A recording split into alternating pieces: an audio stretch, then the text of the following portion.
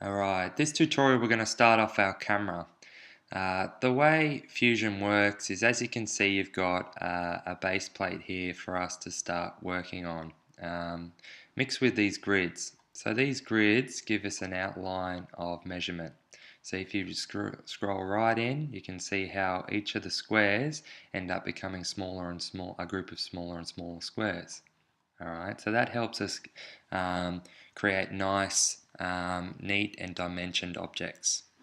If I click on the browser here and origins, alright, these yellow squares here are what we call planes.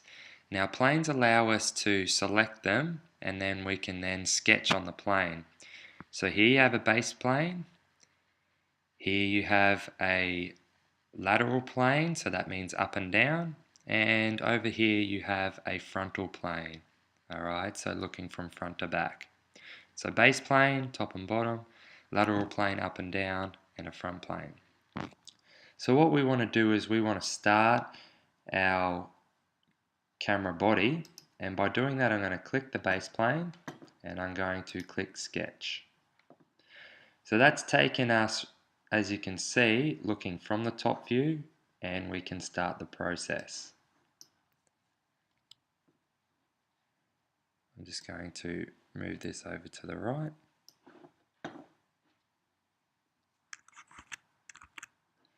Okay, so what I want to do is I want to start off with a rectangle, 2-point, to create the camera body.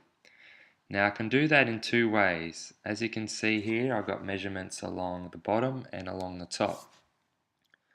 So what I want to do is I want a camera that's going to be 25 by 100 mils. So to move across, I've hit the tab button and then I've typed in the measurements that I want.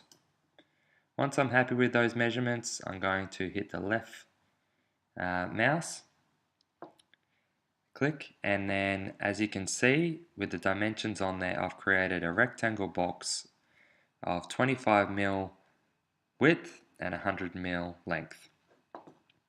So once we're happy with the sketch, what we can do is then we can extrude that up. So extruding it up, I'll just select this home view. Extruding it up allows us to select any shape that we've just created and make it 3D. So we've gone from 2D and now we're going to make it 3D. Now to do that, we can drag the cursor up to a desired height, or alternatively, we can, on the right hand side here, we can give a distance of 50. With extrusions as well, you can also adjust the taper. So the taper, as you can see, goes into a point, or we can expand it out. Alright, but for this camera, we'll keep it at 0 degrees.